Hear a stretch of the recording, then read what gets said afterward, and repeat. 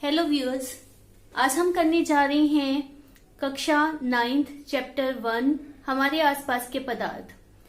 पिछले लेक्चर में आपने किया था कि पदार्थ के भौतिक गुण कौन कौन से हैं।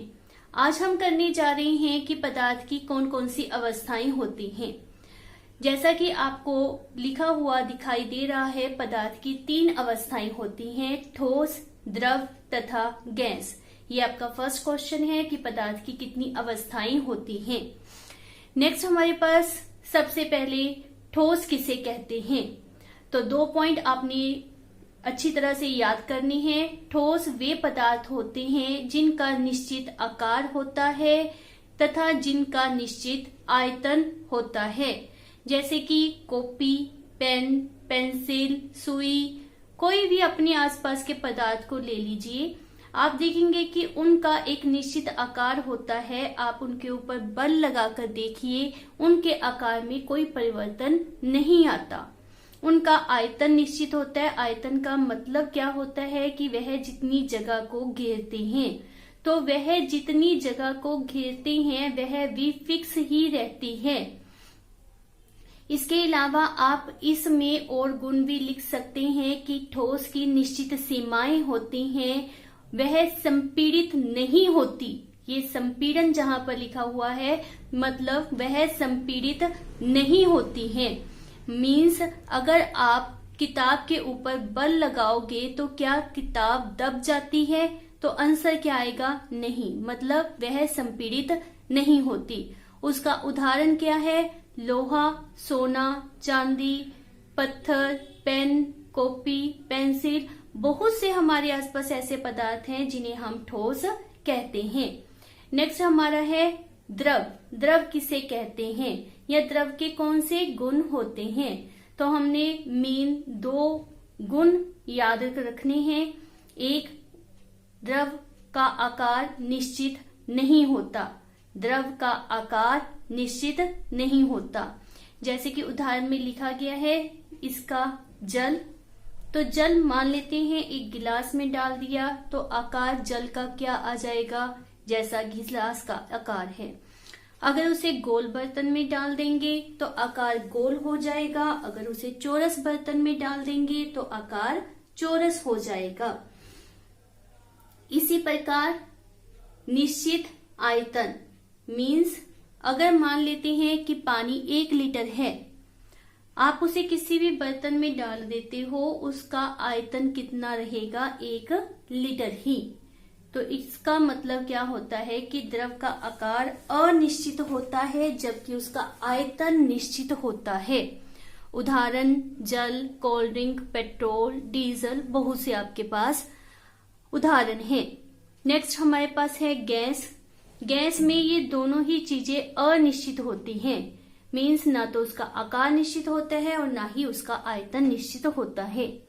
मान लेते हैं हमने एक गुब्बारा लिया, उसमें हवा भरनी शुरू की, तो जैसे जैसे हवा की मात्रा बढ़ती जाती है गुब्बारे के आकार में परिवर्तन आता जाता है।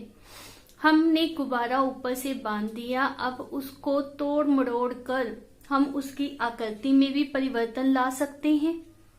आएगा परिवर्तन। जैसे हम नॉर्मली गुब्बारों से बनी हुई अलग अलग शेप्स को देखते हैं तो पता चलता है कि हवा ने वही आकार बना लिया जैसे कि बर्तन में उसको डाला जाता है। गुब्बारे में डाले हैं तो गुब्बारे का आयतन ले लेगी। सिलेंडर में डाला जाता है, जैसे हमारे घरों में LPG सिलेंडर है, तो उसका आकार ले लेती है।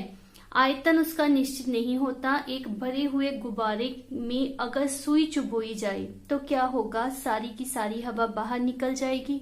पहले उसका आयतन कितना था, जितना गुब्बारे का था। अब आयतन कितना है, जिस रूम में वो फैली है वो सारे रूम का जो आयतन है वही हवा का आयतन आएगा। उदाहरण ऑक्सीजन, CO2, या और सोचो कौन कौन सी ऐसी गैसें हैं जो आपके आसपास वातावरण में पाई जाती हैं। उसके बाद हम कर रहे हैं कि कुछ ऐसे ठोस होते हैं जो कि ठोस की जो हमने परिभाषा की है उसके अकॉर्डिंगली नहीं होते, उसकी परिभाषा को नहीं मानते।